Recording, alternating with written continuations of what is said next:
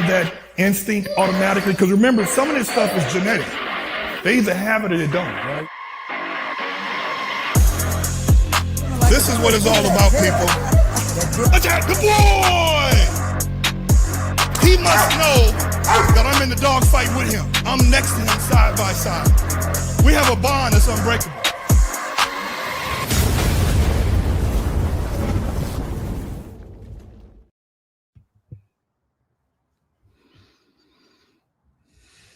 What's going on? Woosah. What's up, brother? What's going on? Let people chime in and let people get a chance to start logging in. Appreciate you showing up. I'm gonna do a little real intro. We just dog talking here. Hey, Yes, but I'm gonna tell you what happened when I'm gonna introduce you in a minute, but I'm gonna tell you what happened when I went to Atlanta, right? Yes, sir. I was in Atlanta yesterday for that Presa Canario show. My man Anubius is in the house. Appreciate it, brother.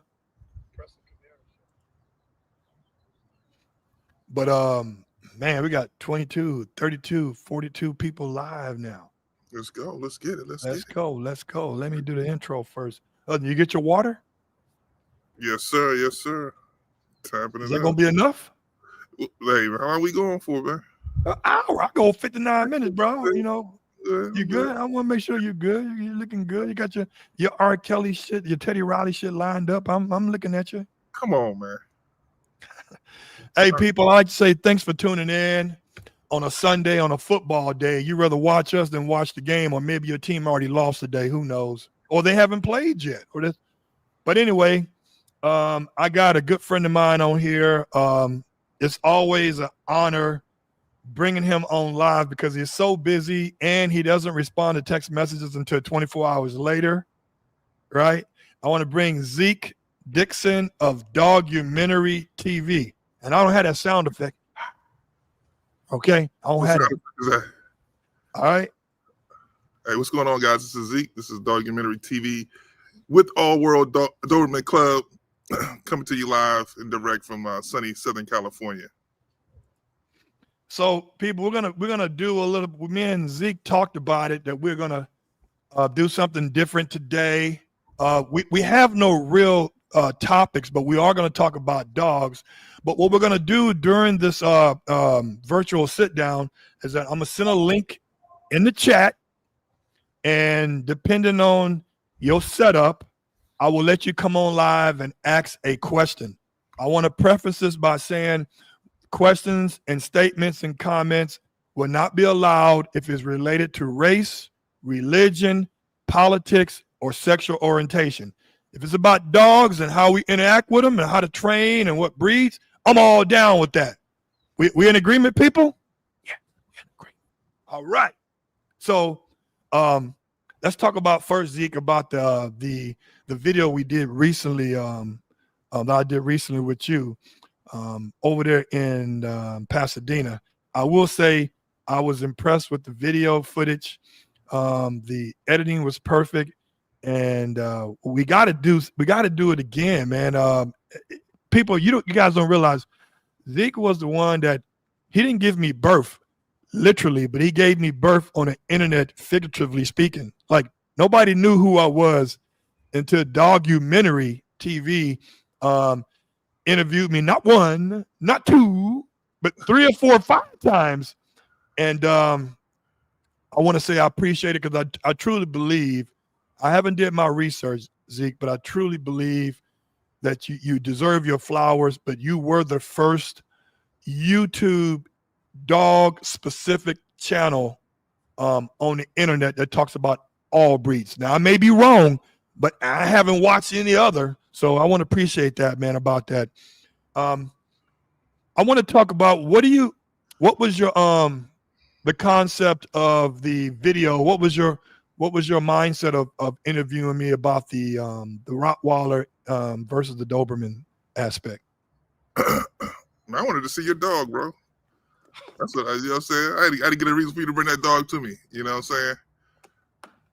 It's just no, but honestly, bro, it's one of those things where we talk about dogs all the time, different dog breeds and all that stuff. and the fact that you had went out and got yourself a Rottweiler. You know, first and foremost, as a Rottweiler lover, I was proud. I was like, yeah, we got another one. Yeah, so I hit him with another one, another one, And another one. another one, and another one. Yeah, so it was cool now. But no, honestly, I thought it would be interesting to have your perspective on going from, excuse me, going from a Doberman to a Rottweiler, what you've kind of, your analysis on the differences between the two breeds, and just, kind of pick your brain about it. I thought it'd make for an interesting video for the audience to watch.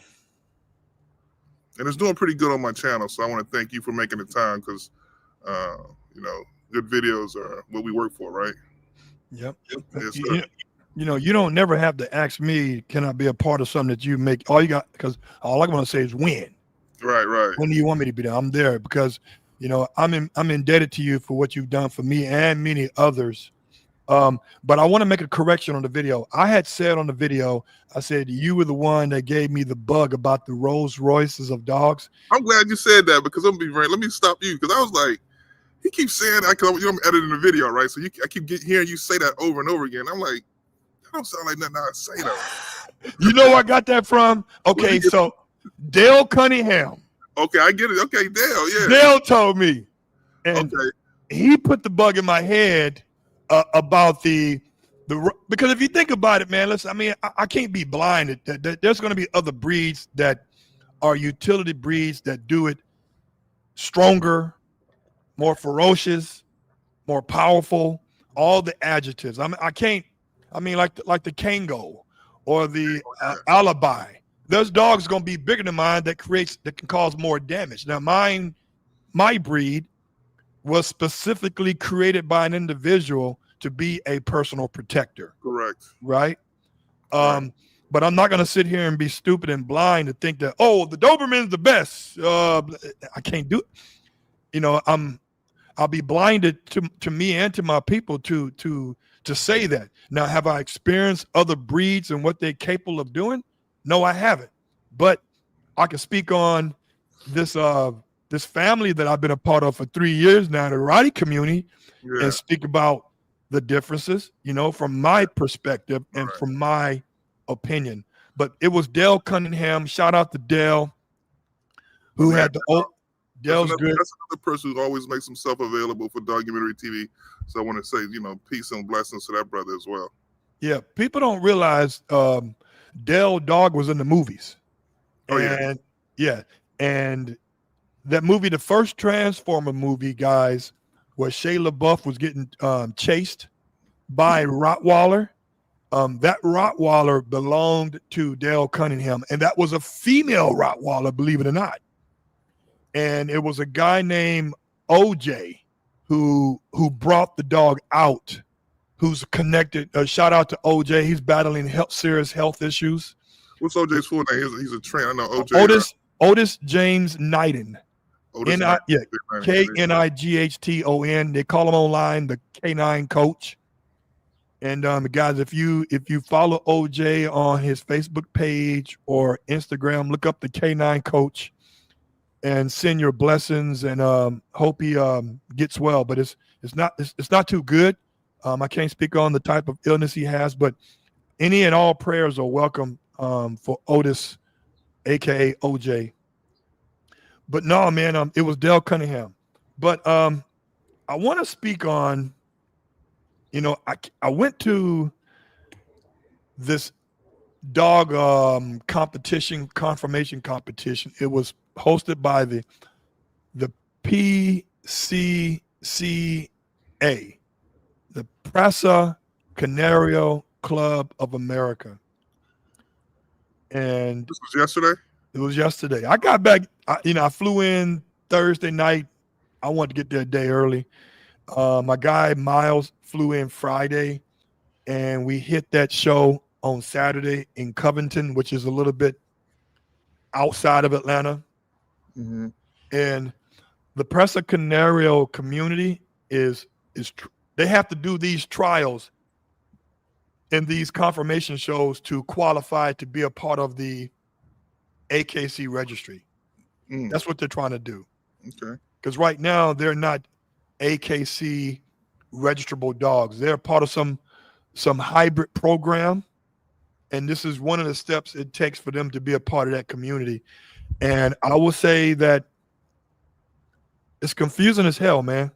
So I'm gonna tell you this. I thought after meeting my guy Rich DeBerry, shout out to Rich DeBerry at La Fundación, stands for the Foundation Kennels. I think you spoke to Rich before. Yes, sir. Yes, sir. And Rich invited me to the thing, and I thought I had it down packed, man. I really did. I thought I could tell the difference between a Cane Corso and a Presa Canario. I thought I could tell the difference. I really did. But man, there was some big ass dogs there, man, and it was slobbing just like the Cane Corsos right here. You know what I'm talking about? Yeah. I can't tell the difference, bro. I thought I could when they look narrower in the face and the muzzle. Man, some of these presses, man, they looking like Cane Corsos, man. I can't tell the difference. What's your thoughts on that?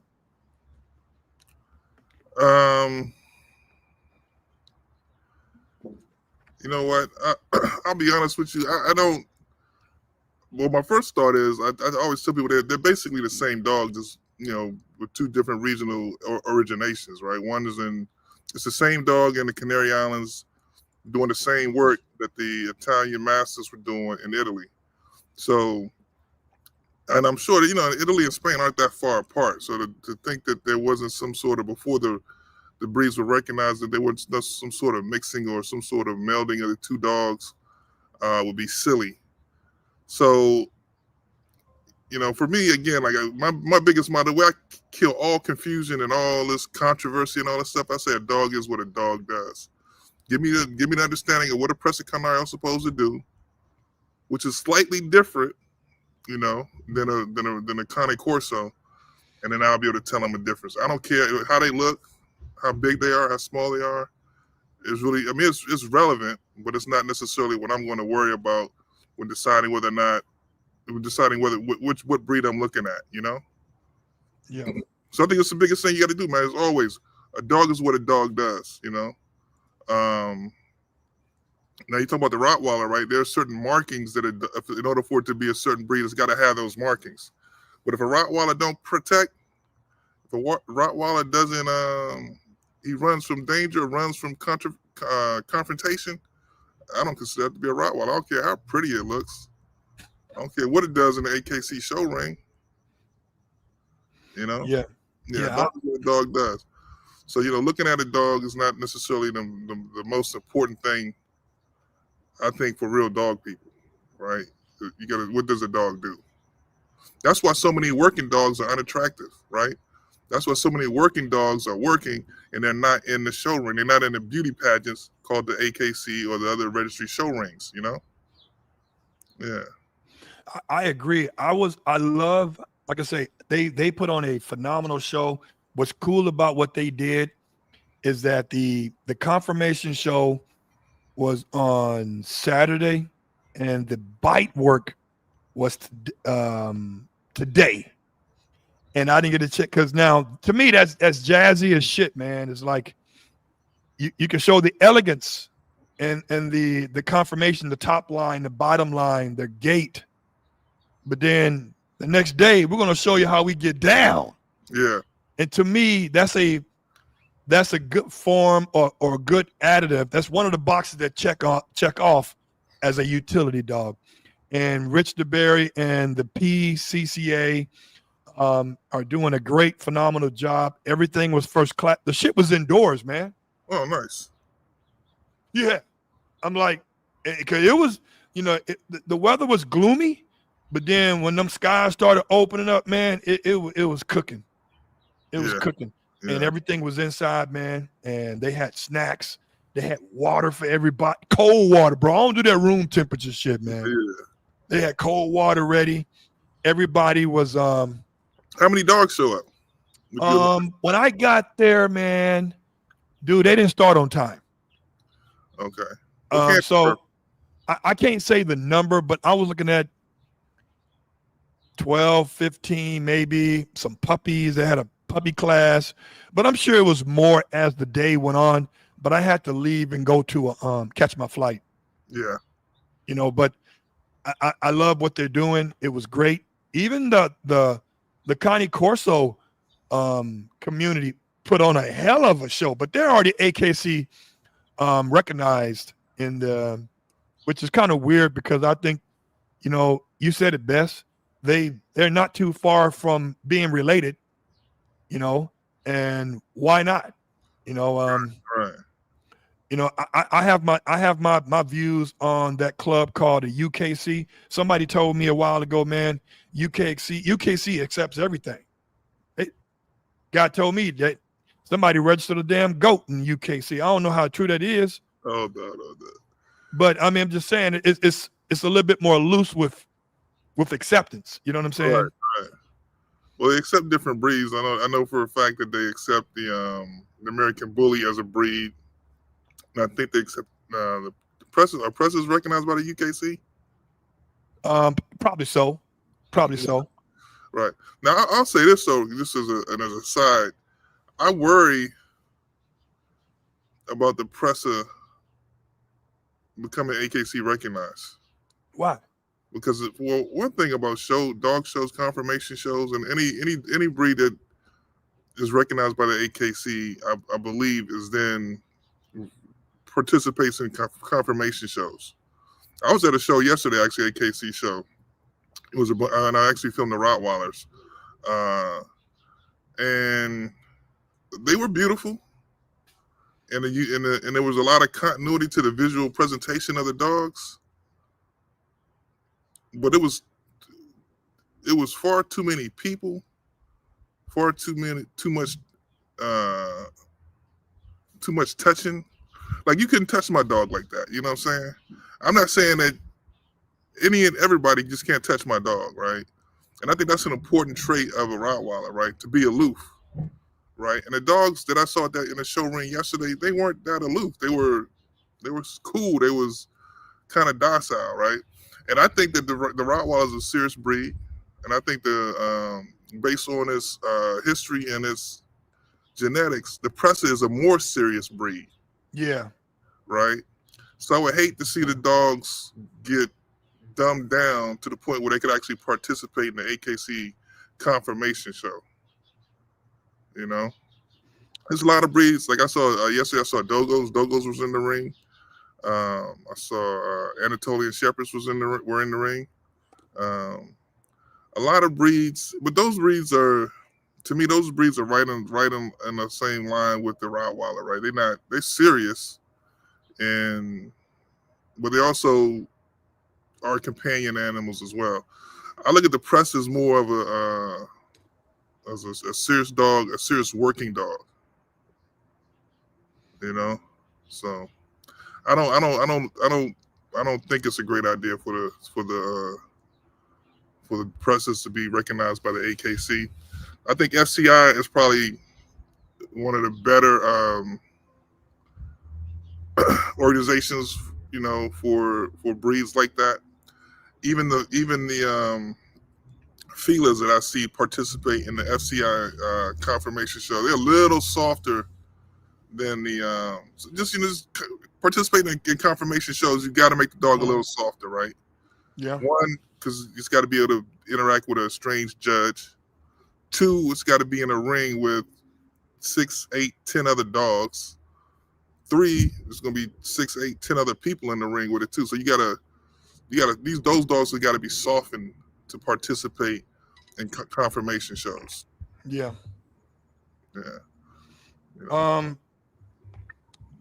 I'm a debate you on this shit because I look forward to the Presa being AKC registered. And by the way, Robin Salisbury said this right here: Presas are in the miscellaneous class, not full recognition yet, foundation stock. So I guess this is in the feeble stages of being recognized, and these is one of the things. That's kind of like what they were doing yesterday was probably trying to assess foundation stock to build out the books, you know, so they can start figuring out, so they can get their AKC recognition. But like I said, to me, it's not a big deal. I mean, it is, you know, look at the Cane Corso, right? Like I know a lot of people will say, and earlier I just saw someone pop up and said something about the Dogo. Once these dog breeds get into the AKC confirmation ring, they become, to me, pet animals. The reality of it is, as much as I love Rottweilers, at this stage, it is a pet animal, right? Okay. Now the reality is also is that if you want less of a pet, there are still a lot of people out there breeding working Rottweilers, right? Mm-hmm. There are a lot of people still breeding working Dogos. But when you walk through your middle class suburban neighborhood in America and you see a Dogo, the likelihood is that's going to be an AKC registered Dogo, right? And that dog's going to, for practical senses, for practical reasons, is going to be softer, more social, probably has less prey drive. Because those are the things that are going to work in a suburban community, right? Like a hardcore working Presa, if it gets loose, it's going to tear a neighborhood up, bro. You know what I'm saying? You'll kill every other dog in the neighborhood. You know what I'm saying? Might take down a couple of people. Maybe, you know, I don't want to badmouth the Presas. Presas are great dogs. I actually filmed Presas from several different programs, and I see the variation within the breed. But like I said, I just feel like it's a hardcore working dog that's supposed to be real serious. And I would just, you know, it's like a race car, right? If you told me like, oh, I'm gonna let anybody drive my race car, I'd be nervous because somebody gonna crash it. Because everybody ain't equipped and talented enough to drive a car that goes 200 miles an hour. So those are my thoughts on that.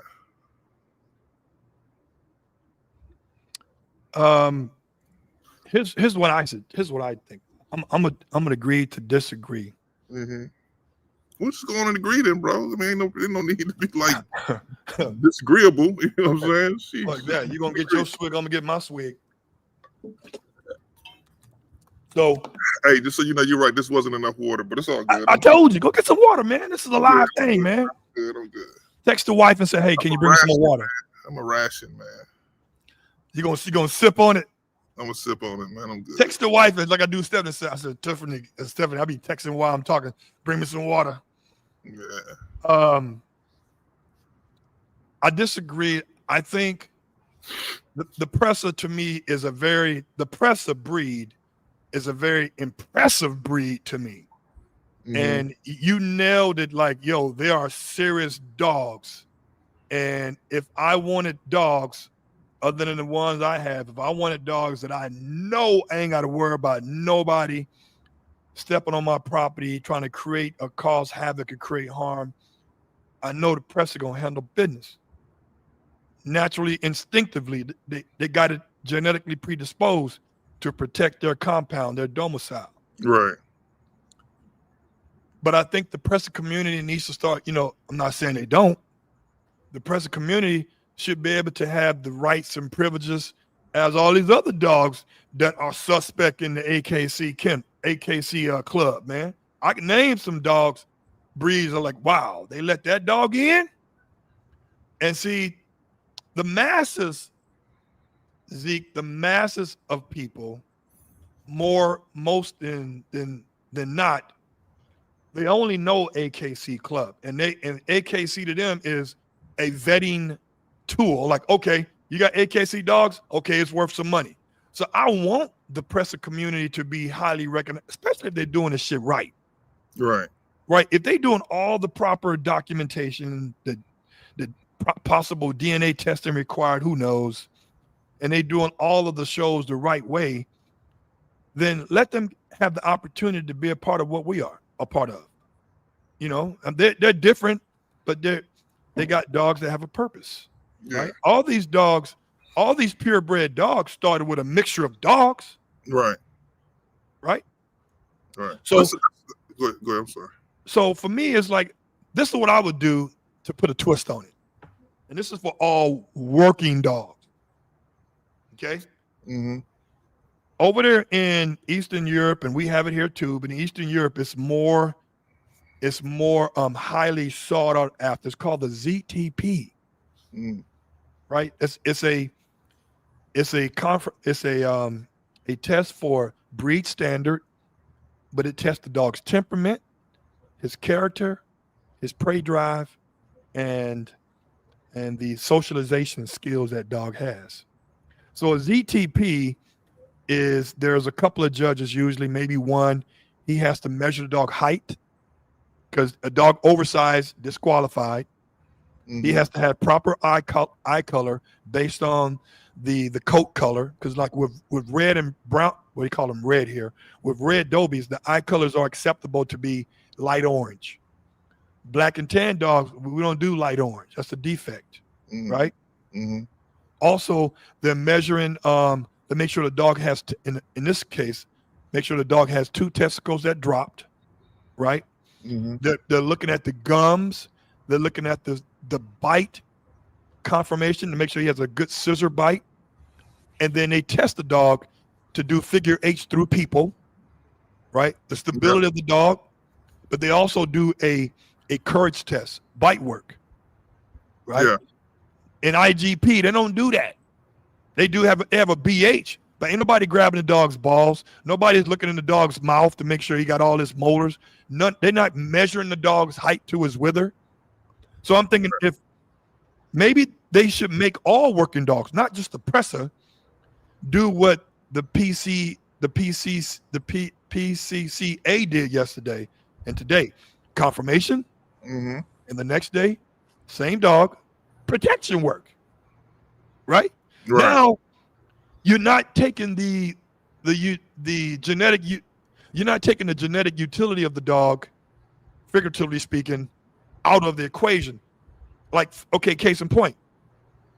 In my heyday, just a couple of years ago, I was bodybuilding, right? Yeah. I'm all cut up, chiseled. I'm knocking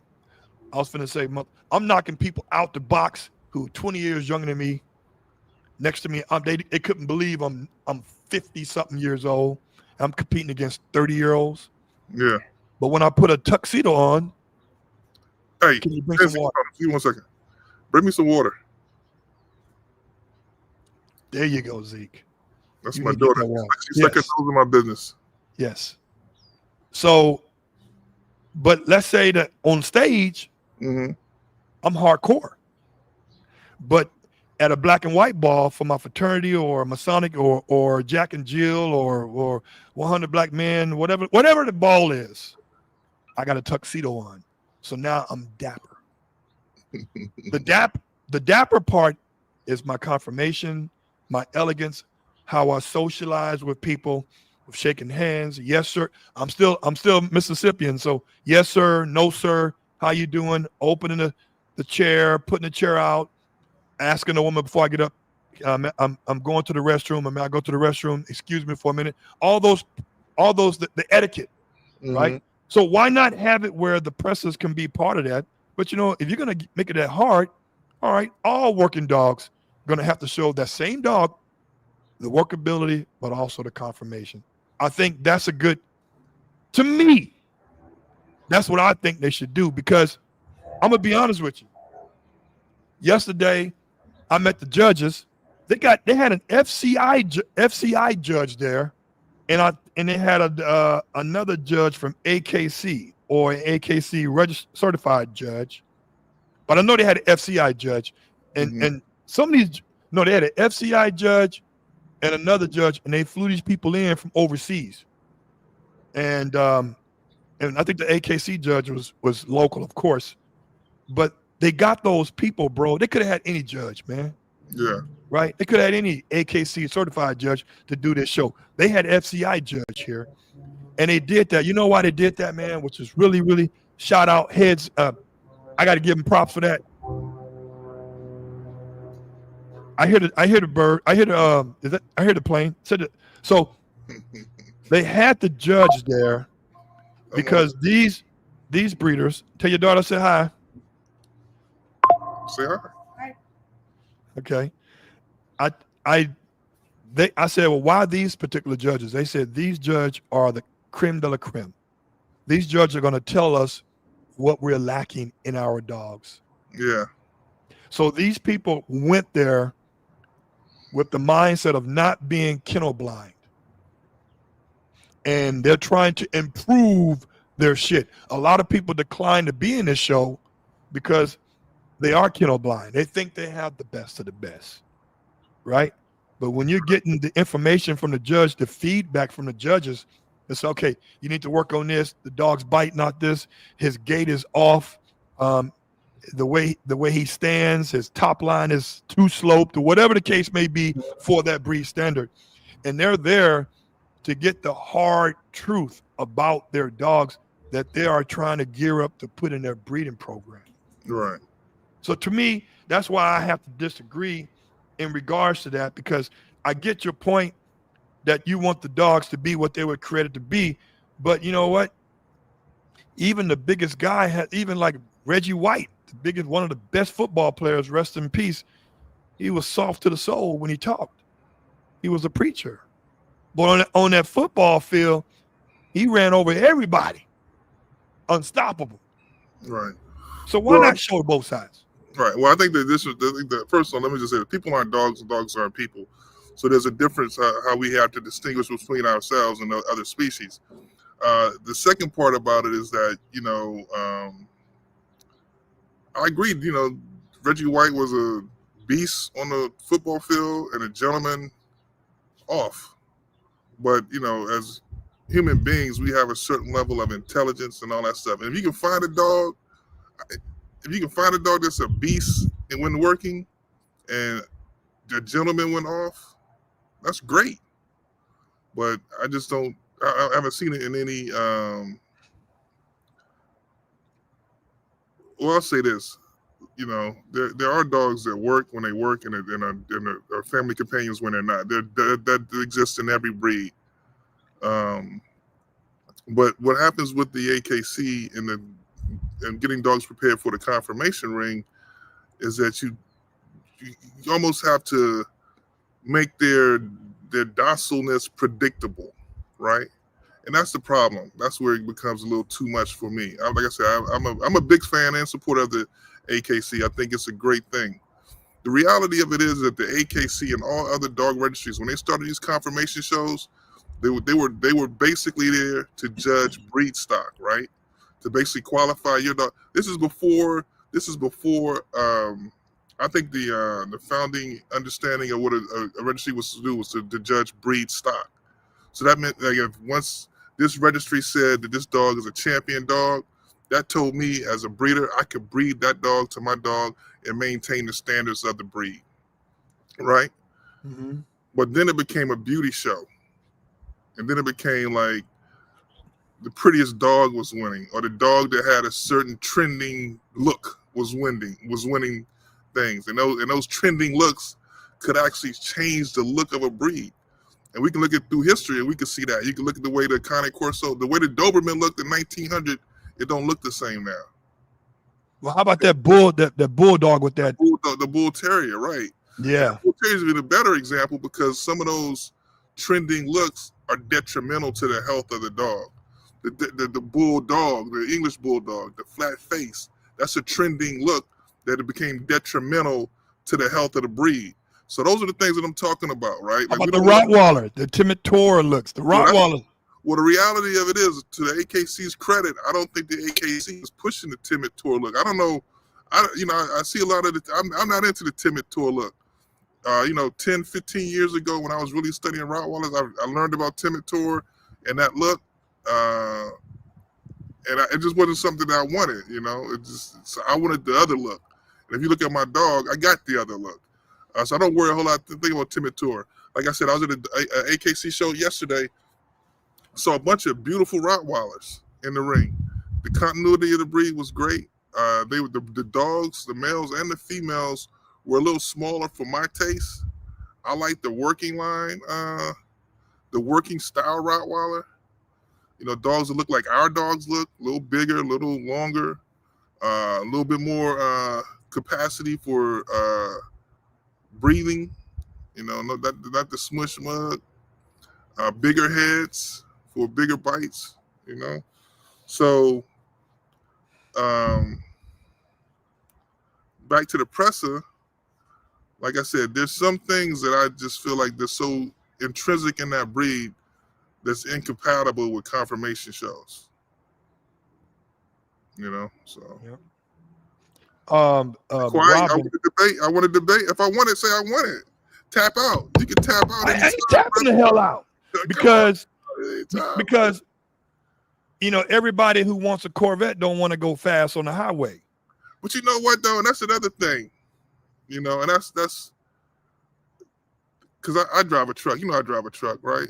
I told you get a lighting, a plug-in, but you know. Yeah, I'm gonna get one eventually. You know, right. Let's do when we do 1,000 of these lives, I make the money to get one. You know what I'm saying? I'm down.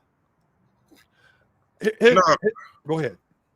But the thing about it is, you know, that's another point that I think people should make is that if you do, you can like the way a Corvette look, but you don't want to drive it fast. You know, it's the same thing with a dog. I can like the way a Presa look, but I don't want the responsibility of owning a Presa or keeping a Presa safe and keeping my neighbors safe. Those are like, to me, like those are things that as me as an individual, mature individual, I don't do those things. I don't drive a Corvette. I drive a truck. Why? Because, you know, I got a family of 4. In the next 2 or 3 years, we all gonna be over 6 feet tall. So what I'm gonna do with a Corvette? Take my son to basketball practice, and I'm gonna put him in a backseat of a Corvette? That ain't gonna work. So I think the thing that we should do is when we're looking at cars or dogs or houses or a lot of things, you got to be practical in the application of what you're buying, what you're spending your money on, what you're spending your time on, what you're investing your emotions into, right? That's the reason why I'm so happy getting a Rottweiler, you know, because he does everything I need him to do. I don't have to spend a whole lot of extra time teaching him to do it. I don't have to spend a whole lot. He's a smart dog. So he gets the understanding of what he used to do in and out of the house. He's, you know, it's not a lot of extra time, effort, and money to have a dog, a family companion in the house that's going to be a family companion and a protector. You know, like and that's the thing I try to tell people. You know, there's a lot of comments in my comment section. People say, you know, oh, what's the name is a better dog than this dog? This is a better dog than that. And I try to tell people, like, you got to think about your life and what's important for you and what is practical for you, right? Like, we don't want to go around, you know, driving Corvettes, and then we got to pick up our daughter's soccer team. You know what I'm saying? You got kids sitting on a motor, you know what I'm saying, in the back of the Corvette sitting on the motor. That don't make sense. Yeah. Hey, people, I've put a link in the chat. So if you want to go live and you have a question, we keep the questions short because I want to get a few people in. Go ahead and click on that link. Have good lighting. Have a Bluetooth because, I mean, people want to hear you. But so let us know. We'll let you in. But in the meantime, Zeke, I understand where you're coming from because in the Doberman community, we're dealing with that right now, where people want a dog that was genetically created to be a personal protector, but they want him to be a general pet with no or any responsibilities as a dog. They want the look. They want the aesthetics. They want the hype. They want the attention when they walk the dog, but they don't want it. They don't want what comes with the dog possibly. And you're right. When it comes to dumbing down the dog, because I've seen it happen. I'm living it right now with the Dobies. Dude, there's so many Dobies that have no prey drive, no play drive, no ball drive, and barely any food drive unless you're starving them. And it's all because breeders are genetically breeding for that genotype and that phenotype. They want that docile giant. Right. They want that menacing looking dog that will only lick you to death and not attack you if you come at their owners. They want that. And that's been going on, bro. Like, because let's keep it real. You know, and I know you said it already. You stole my thunder on this one. The real working dogs are not pretty looking aesthetically. Right. It's just not, because nobody's caring about how they look. They care about the end result of how they work. Right. And the Doberman community has went away from the workability. You have to search high and low, bro, to get dogs that are 100% working with no confirmation titles, no ZTPs, none of that. No perfect teeth in their mouth. You gotta look high and low.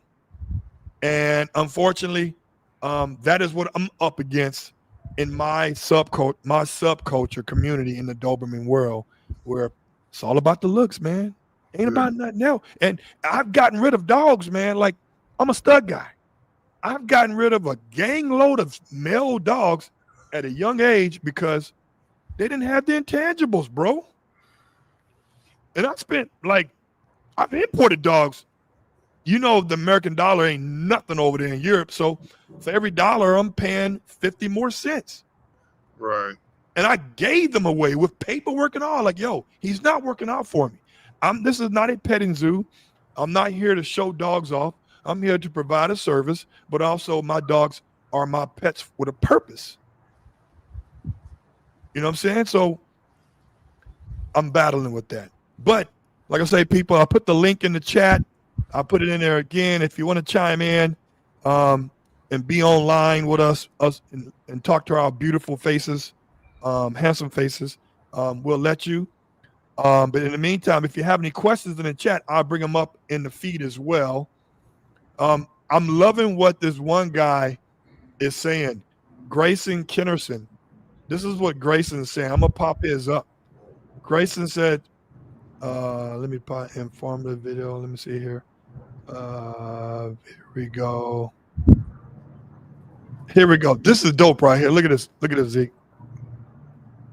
Grayson said, it's better to be a warrior in a garden than a gardener in a war.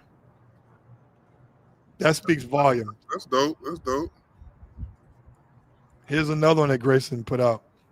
Yes, what's the point of having a dog of that caliber if you cannot control it at all times? Seems like a ticking time bomb. That's true too. Speaking about the presses, people having these presses. Because, you know, the presses are still not that far off where, and somebody said that there are some crappy ass presses, but that's crappy ass dogs in every breed. It's just every dog in a litter ain't going to be a rock star. Right. Let's see what Robin says. You got to get a Doberman in the winter coat and sweaters before they go out in the rain. Yeah. The dogs are like, dude, they one step away from being carried. I'm going to tell you what happens, Zeke. So, you know, I'm a kind of guy, you know, open door for women and women with kids or with strollers or whatever, right? Yep. So I'm at this, I don't know, it was a Trader Joe's. It was some store. And I saw this woman with a baby stroller, man. I'm like, man, yeah, it's kind of hard. The way some of these women are shaped now, it's kind of hard to tell if they're pregnant or just had a baby because a lot of them are eating a lot of chicken and biscuits, you know what I'm saying? Mm-hmm. And so, you know, I thought she had her baby fat on, you know, just got through having a baby. You know, you get a pass on that one all day. So I open the door and the woman's pulling her stroller in and people are just laughing at me. I'm like, hey, man, you guys don't know what etiquette is. This is what it is for me. Open the door, and as the woman's walking by me with the stroller, it's a goddamn dog in there, man. A grown dog at that. Like, wow, the dog got 4 legs, you got 2, and he or she don't have to walk. You can't, dude, it was bananas. Right. And so I say that, man, that people are taking the animal instinct out of the animal. Right. What is your view on that, man? Well, listen, man, I tell you like this. I said a long time ago, I would never ever, like I said, I drive a truck. I will never put a dog, unless the dog is injured, hurt, or some other way incapacitated, he got to be able to jump into my truck, right? That's 4 feet onto the back seat, maybe like 4.5 feet to get into the back seat of my truck. So that's the least level of physical ability a dog is going to have if I'm going to be feeding it. Now, putting a dog in a stroller, maybe for like a YouTube video, you know what I'm saying? Maybe as a prank, where you're walking around with a dog in a stroller. I wouldn't spend the money on a stroller for no dog. Dude, that shit caught me off guard, man. Dude, this caught me off guard. Hey, let me ask you a question. Sure. Let me see. What does Ted say here? Ted San Martin, getting a working line Malleys, nothing like them. Had a working Shepherd and a Rottie and a Cane Corso Mallee all day long. You're right. So you're getting them working Mallee. That's a dime a dozen. That's a dime a dozen. Let me read that real quick. It says, getting a working line Mallee, nothing like them. Had working Shepherd and Rot and Cane Corso mile all day. Man, I'm gonna tell you something, man. I'm gonna tell you something. If you're doing protection sports specifically, and you ask me what dog you should get a Malinois. That's it. Oh God. But if you're talking about any other reason to having a dog, if you're telling me you're gonna be doing you're gonna be doing protection sports as a hobby, and you're gonna probably be living with the dog, I wouldn't get a Malinois. Those dogs are hard to live with. I mean, they're not hard to live with. I don't want to disrespect or dishonor the breed. They need to be worked. They got to be worked. And I'll be honest with you. All that great work they do on a sport field and all that high level intelligence. If I'm personally, I chose a Rottweiler as a home protector, but I'm taking a Rottweiler, a Cane Corso, a German Shepherd. I'm taking a ton of breeds as a home protector before I go messing with a Mallee. I don't want to live with a Mallee. I don't want to be bothered. No. Yeah. You know what I'm saying? Now, if I was doing protection sports, that's that. But I'm talking about for any other reason. That's the thing I'm talking about. That's what I'm talking about when I'm talking about being practical in our application of what we want a dog for. To hear somebody say that Malleys is the best dog is crazy to me. That's like saying a Ferrari is the best car. Like a Ferrari is a Ferrari. No shade on a Ferrari. But again, if you got a family of 4 or 5 kids, what you doing with a Ferrari? You know what I'm saying? If you got a job where you got to lug equipment around, what you doing with a Ferrari? It's a very specific thing. And I don't like I said, I don't dishonor the Malinois. I think it's an amazing breed. It's exactly what it is. It's a very narrow breed. But in general conversation, we shouldn't be talking about a Malinois being better than any other dog, unless you're talking about for like a specific application in terms of work. And to me, that work is police work. That's it. I'm gonna be the Skip Bayless. I gotta agree on this one. I gotta agree because more times than none, Malinois doesn't check. Listen, all you Malinois lovers, I respect you. I respect your dog. It's just not my cup of tea. Even if I was doing a protection sport, I ain't getting no Mallee. I'm gonna tell you, number one, everybody and their mama got Malleys. And now they mixing Malleys with Dutches. Dutches and Malleys. Malleys with bull herders. I like that doesn't excite me. What excites me is when I see dogs that are not in their genetic element rise to the occasion. I get excited when I see a Rottweiler on an IGP field. I get excited when I see a giant Schnauzer, the black Schnauzers, on an IGP or a PSA or even a ring sport field. I get excited. That's what they weren't designed for. That's not their element, right? But they're dealing with the being uncomfortable in a very good way. They're doing it the best way they can. The reason why I would never get a Mallee is not because of the hyperness, because I love dogs that got high energy. Because to me, a dog with high energy, I can tone that down. I know what to do. I know to put some screws on to tone it down, right? But if a dog never has high energy, me trying to bring it up, I'm going to break them. I don't like to break dogs, right? And a lot of dogs are not as forgiving. Some of them, the recovery of dogs when you break them, some they don't recover it well, and they become skittish, right? Or they shut down. But the real reason why I don't like Mallies, I mean, that's number one, is everybody got them. Number two is they're not attractive dogs to me. To me, everybody has their own. I'm just calling it. Everybody has their own look. Oscar Morris, shout out to Oscar. He got some great mouths. Guapo, and what's the other boy? Guapo is the son of I don't remember, but he had another dog that's an offspring of one. He said it in his caption. He is not the prettiest Malinois, but he works, right? But the other reason why I don't like Mallies, man, and you name 3 breeds. You name Shepherds, you name the Rottweiler, and what else did you name? Cane Corso. Cane Corso. Those dogs, did you just name at the house? Yeah. Are Manstoppers. That's right. Exactly. They're Manstoppers. When I mean Manstoppers, that means that whatever that dog bites, he is disfiguring or he's mauling or even killing it, and he ain't letting go. And it's just, you would need plastic surgery after that attack. Wherever he gets to, it ain't gonna be the same no more, right? It makes a burglar rethink his whole perspective on what happens. Malinois, not all, but the ones I've seen, some of them, they're flesh wound biters. They create damage to the second and third layer of skin, maybe, right? The pounds per square inch on their bite force is not that big, not that hard. And it's like, man, I want something that's going to move the crowd, man. And it's a beautiful thing to have something that will do as much damage as you would without you doing it yourself. I'm just saying, man. Yeah, I don't focus so much in on the damaging, but I do focus on the man stopping or the man slowing down.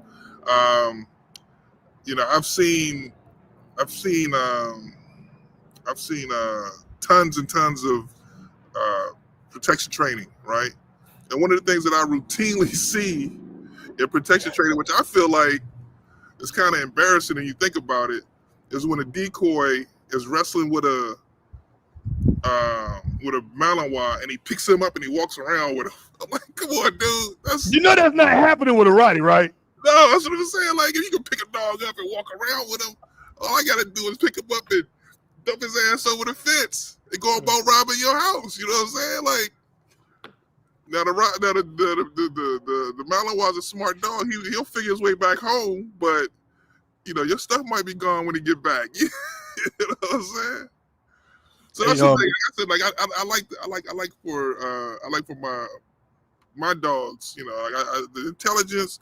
See, the thing about a Malinois, which is cool, and what they're great for is police work, right? Because they're working in tandem with the police officers. So basically, he'll engage.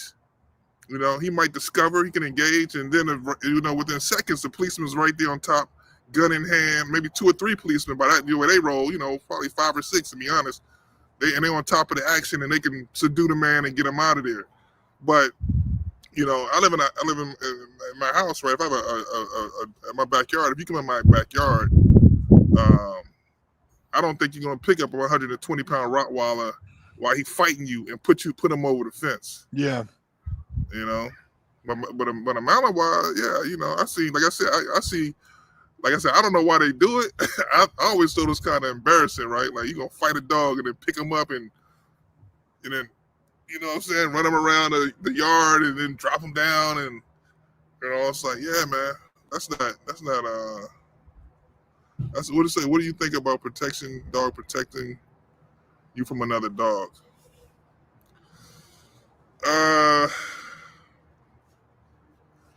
You gonna answer that question? You want me to answer that question? I mean, I'm like, what do you think about a protection dog protecting you from another dog? I mean, here's the deal. I don't know too many situations where I'm gonna be where my dog has to protect me from another dog. Typically, another dog is gonna be zooming in on the other dog, on my dog. I don't think he's gonna be zooming in on me. But listen, if my dog is on a leash and somebody's coming after me or my dog, I'm letting the leash go. Like, yo, I'm gonna let him protect himself. You're not Right. gonna be mauling the shit out of my dog and he can't defend himself because I'm trying to hold him back, but he's getting his paws and legs and everything bit on. Right. Especially, so no, I don't. What do you think?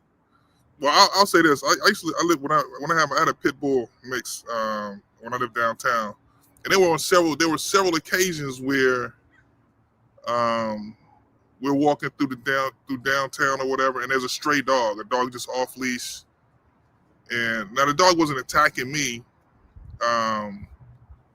but he was off leash, and the dog always seemed to be like you said, more interested in my dog than he was interested in me. But in those situations, if there is a stray animal, a stray anything, I'm going to allow my dog to take the lead, right? I'll be more so like there's times when I live in Pasadena now. There's times when we come across coyotes. I always allow my dog to like when we're walking or whatever. We see a coyote and my dog catches the attention of it. Okay, you go out. You can do whatever. The reality is, for me, though, I'm going to be honest with you. If my dog engaged in a fight or got into a fight with a dog, I'm going to let the fight begin, and then I'm going to help my dog in the fight. You know what I'm saying? Like, that's just what I'm doing. I'm not too afraid of canines, any kind of canine, because you know what the weapon is. It's their mouth. That's all they can do. And if he's fighting with my dog, he ain't going to have time to deal with me. So. Yeah, I don't think a protection dog, and when you talk about protection dog, if you're talking about that's another thing. If I would prefer to have a dog like a Rottweiler, a Corso, a Presa, if I have to go against another canine. You know what I'm saying? Like, I don't think Malinois are dogs for fighting other dogs or dealing with other dogs, right? And let me say this: I'm not into dog fighting at all, but I'm not even in a human fighting. You know what I'm saying? But the reality of it is that sometimes fights happen, and so I understand the concept, and I understand how to be prepared for any of those kind of situations, right? Yeah. Yeah. As Grayson said, do you guys have a feeding schedule for y'all dogs? And if you do say you have to be away from your dogs or so from a day or just not there during the normal eating schedules, how do you adjust? Let you answer that. And I got a good answer because I got 3.5 dogs. So but go ahead. So I have one dog, and basically I feed him one time a day. Typically I feed him one time a day, and I feed him basically between 3 and 4 hours before sunset. And the reason why I do that, so that means like this time of year, I feed him. I didn't feed him yet, so once we wrap up this interview, I'm gonna go feed him. But I would feed him, and that gives him some time to digest, and then I can take him on a walk, and he can eliminate outside of my backyard. That's kind of why I do that. And like I said, one time a day, 3 to 4 hours before sunset. If for some reason I don't get 3 or 4 hours before sunset, I will walk him in the dark. It's just a concept of feed him, and then 3 or 4 hours later, take him somewhere where he can move his get his blood flowing, and he uses the bathroom, and then I bring him back in the house. I think he's pretty much typically 99.9% of the time he's good till the next morning. If I'm not here to feed him, then I do have a wife and kids, so somebody will feed him if I'm not here. If, for example, we're all away on vacation, then he's at a boarding facility, and they're told when and where to feed him based on my schedule. So that's how that works.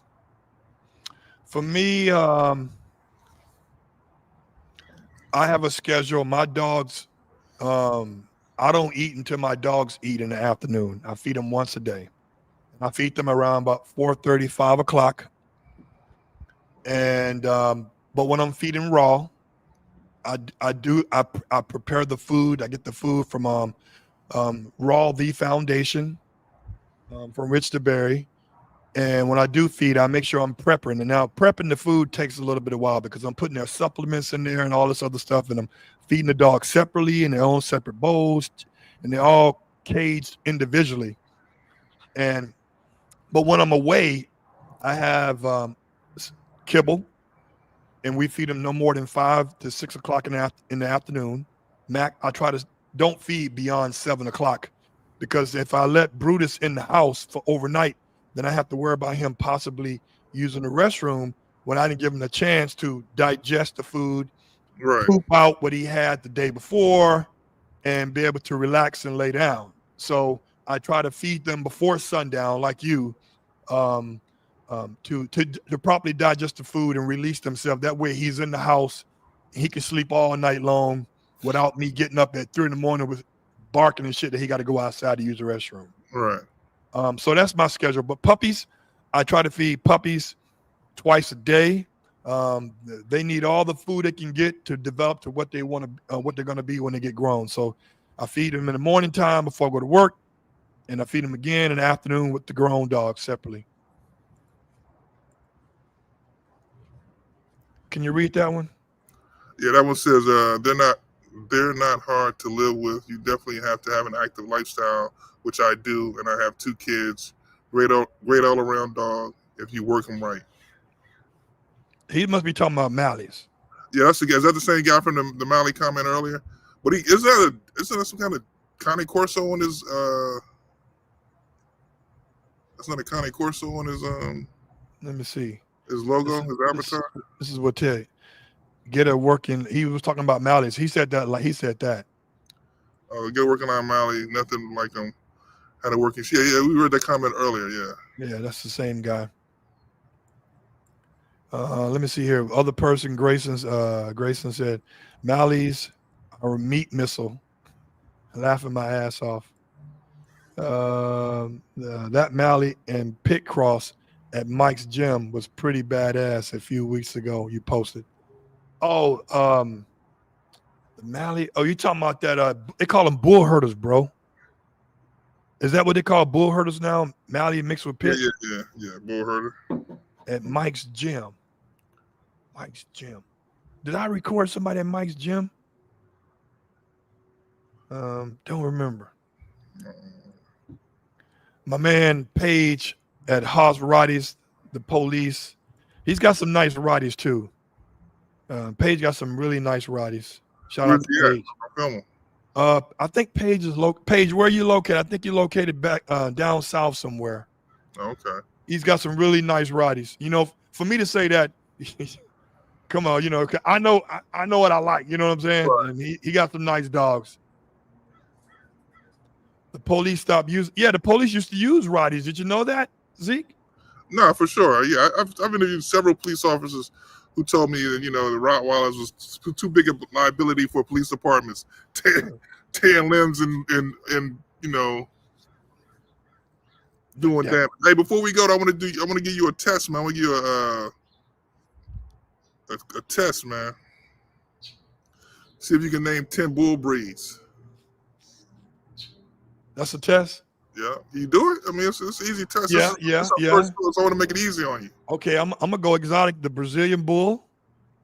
Okay, go ahead. I take this one.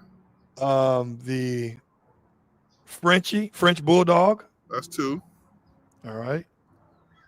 The American bulldog. That's 3. The one with the round nose. That's the. You got to know the name of it to get the credit for it. Bull Terrier. Bull Terrier. That's 4. I counted 5, but that's okay. Is that right? 5? Okay, no, I'm just joking. Pitbull. That's 5. What was that? The Adobe was mixed with. How about the Jack Russell? No, that's a terrier. Shit, man, give me some more. Give me some. You said 10, man. That's a whole lot, dog. Well, when you start with the American Pitbull Terrier, you want the easy one is the American Staffordshire Terrier. Okay, but you said it. You said it. Oh yeah, American Staffordshire Terrier. Staffordshire Bull Terrier. Yeah. You said you name you 10 terriers or 10 bulldogs, bull terrier, Oh. bully breeds, bully. So the English bulldog. Okay, that's 6. I told you 2 others, so you can Staffordshire Bull Terrier, American Bull. That's 7. That's 8. You got 2 more to go. But I said American bulldog. Did you? Yeah. Because Albenuelos was the first one to title American bulldog. I said American Staffordshire Bull Terrier. So Oh, that's still a bull breed. American Pit Bull Terriers, American Staffordshire Bull Terrier, those are still bull breeds. So I mean, they're bull and terrier breeds. But we're gonna give you credit for those because that's when you look them up online, they'll come up as a bull terrier. I mean, okay, I'm lacking 4. So give me the 4 that I'm missing. You're not lacking 2. The one, you know, if you ever watch Bully Badass TV, you know the American Bully.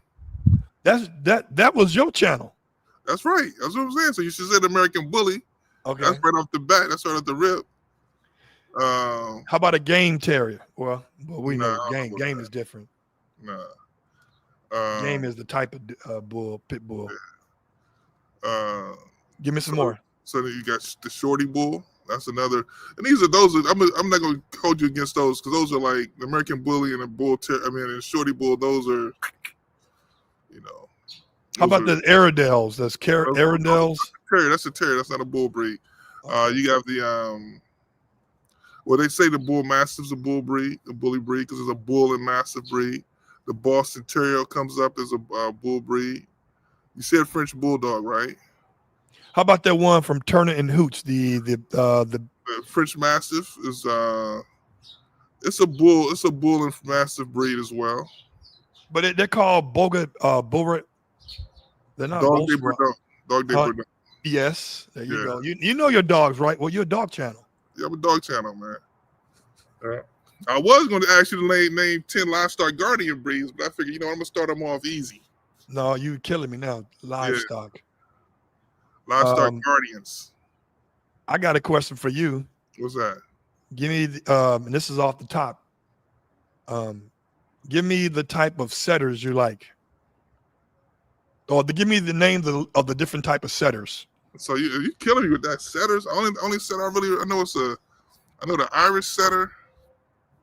They're beautiful. Yeah, I think I'm trying. Is there an English setter? That's one, but there's another one I love. Tell me what you like. I'm not into setters. Gordon setters. A Gordon setter, yeah. They have that brown and tan look. Yeah, they kind of look like golden retrievers. Yes. Yeah.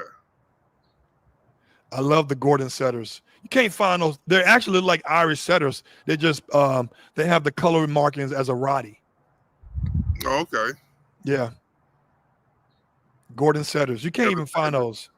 Yeah, I gotta do some more hunting. Well, we're coming up on it's winter time now, so there'll be more people out hunting. So I'll be look for more hunting videos on Dogumentary TV. But the thing is, most people out here only have 3 or 4 breeds. They have the Vizslas, they have the obviously they have the Labrador Retriever, the Golden Retriever, and then they have German Shorthair Pointers. Those are the primary breeds that people work with out here. Not a lot of setters, not a lot of pointers. So, check this out. What's up? How do you feel about? And they going for money too, dog. They're going for money. I could care less. Let me say this right here, right now. I don't care about money when it comes to dogs. I don't like people ask me all the time. You ain't gonna breed Roscoe? Like I don't have a dog for money. To me, dogs are like cars. You spend money on them. You know what I'm saying? Like, you use them for what you want to use them for, but they're going to be an expense. I'm not trying to make money off of dogs. It's a luxury, not a requirement. I got a good one for you. What's that? Dude, I've been seeing a lot of people. Oh, I got me a Labradoodle. I say, isn't that a mutt? It's a mutt today, but it won't be a mutt in 20, 30 years. Why you say that? Because that's how dogs are created. Basically every dog is a mix of something. Every dog is a creation of, some dogs were created based out of, I think the best dogs are created based on when a need is identified. Farmer, look, I have a farm. I need a dog that can fight off predators, and help me move stuff around the farm. I could pull a cart. Rottweiler, you know what I'm saying? That's what you get. But when they created the Rottweiler, they had to find those they had to put a dog together to meet all those needs, right? A lot of times, you know, I mean, there are some cases in history where there was just a native dog that kind of did the job that was needed. But in most cases, there was, you know, the combination. There was someone who wasn't really a breeder, but just someone who needed a dog to do a job. And he put things together, put breeds together to have that, to do that job. And then his neighbor was like, "Damn, man, I need a dog like that. All right, well, when I have a litter, I'll sell you a puppy." Right? And then the dog becomes popular, and then it becomes, you know, and then, you know, 100 years after the dog's existence, registries become a thing, and they say, well, we identify that dog as a breed, and this is this breed standard for that dog, and then that becomes a thing. So, I mean, the reality of it is that the best dog breeds were created because a person needed them to do something for them. Yeah, hey, this is a good point. I'm gonna get to this, and we're gonna wrap it up in about 5. Grayson GK said coyotes will learn. This is true, man. This happened in Carson over here where I live, bro. Mhm. Grayson said the coyotes will lure your dog out of into the woods, acting like they're playing with your dog, but what they're really doing is luring your dog back to the pack with 10 other coyotes waiting to jump it. Dude, that is so. First of all, a lot of coyotes travel in packs. You know, I'm gonna say this. I don't necessarily know that to be true, because I've been doing a lot of research on this, like in terms of like I guess I live in the foothills of San Gabriel Mountains. We have a lot of coyotes out here. Now there was one time, and maybe like in the early 2000s, I was in Hollywood and I saw a pack of maybe 20 coyotes. Woo. But yeah, I don't even know what the hell was going on. And this was like Hollywood. We was coming out of a club, you know what I'm saying? So I don't know what they was walking down the street. I don't know what that was about. Now, I have never ever seen, since I've been in Pasadena, I've never seen more than 2 or 3 coyotes in a pack. You know what I'm saying? And from my understanding is, you know, that they're not really pack animals. They're not really like they don't have huge packs. Now I'm sure things can happen based on environmental pressures to create packs to somehow form and be bigger packs. Yeah. But I don't necessarily know that that's the true nature of the species to run around in like packs of 10, 15 dogs. Yeah. But I will say this though, you know, you know, if you can go on YouTube, you'll see coyotes trying to lure dogs out into deeper ground, deeper water. You know what I'm saying? Where they'll be able to. It might only be 2 or 3 coyotes out there, but they have every intention of taking that dog down. I have another one for you. I have an interesting video. You can check it out. There was a pit bull. I think this is in Arizona. I forget. I think I made a video about this. I talked about it or something. But he was running with a group of coyotes. You know what I'm saying? He was actually running the group of coyotes. I think what happened was, and this is just my imagination, so I'm going to share that with you guys. I'm not saying this is factual, but just basically applying reason, logic, and my imagination. I feel like the pack of coyotes tried to take down this pit bull, right? He was a stray. And right. I think the pit bull, whatever coyote probably took him down, he probably killed that coyote. And then he hung out with the other coyotes because they were able to feed him. They knew how to hunt. They knew how to. So, you know, he was probably rolling with them, and they had probably figured, well, we can't kill this dude. You know what I'm saying? So he was just running around. It's on YouTube. Check it out. I mean, just look for a pit bull running with a pack of coyotes or something like that. You should find it. It's an interesting story, nonetheless. This is Memo Lock. It says Memo. What's up, Memo? Yeah, he's an old school. Well, I say old school. He's my age, but he's he's one of the first. Well, I can't say first, but when I started Bully Badass TV, and I was really trying to research and understand the American bully community and culture, he was a big deal. He was, I believe, he had. I don't know if he owned or was president of the Atomic Dog magazine.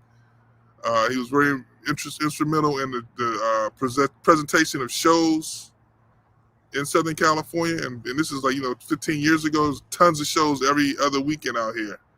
Memo was a big deal in the American bully breed culture in Southern California. Shout out to Memo. Shout out.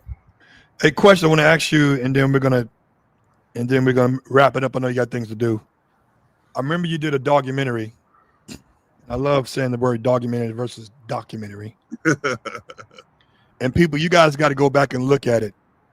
Zeke, you don't know what I'm about to ask you, but it's about one of your interviewers. Mm-hmm.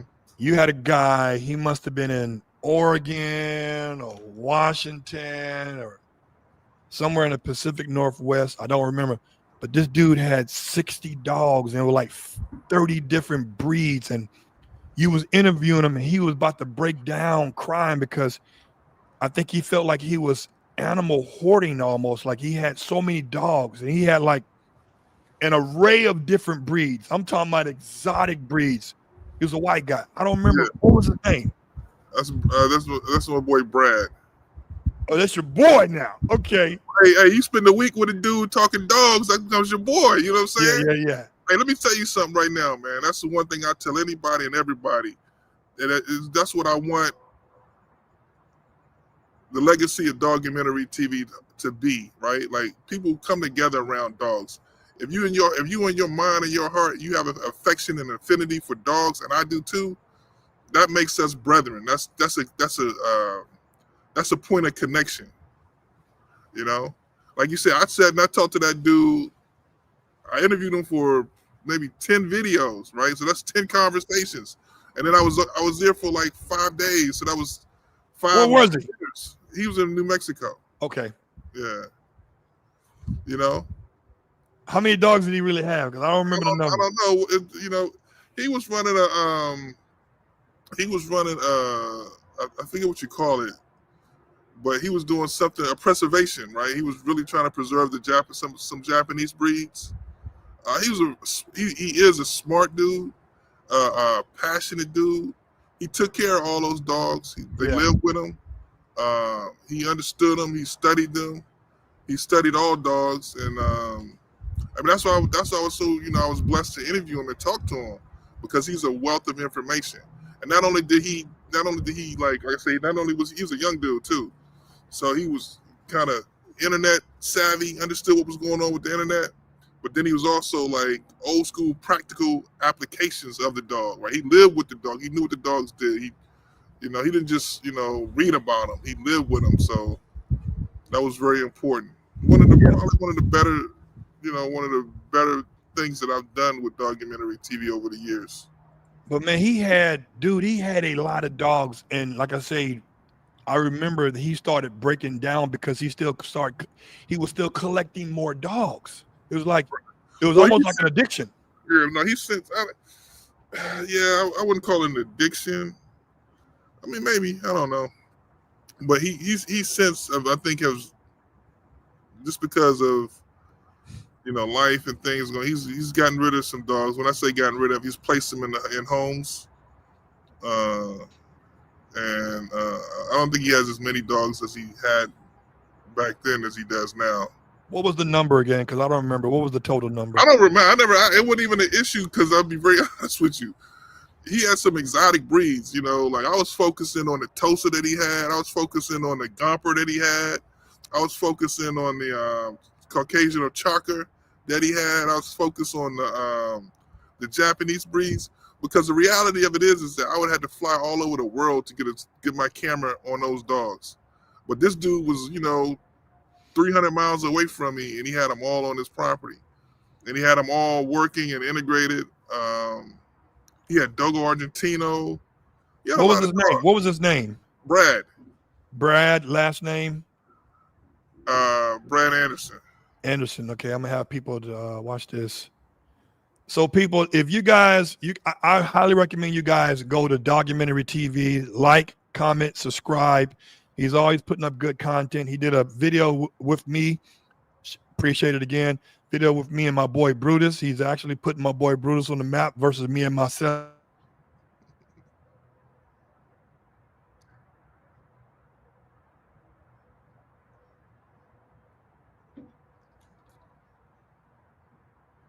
Are you freezing or am I freezing?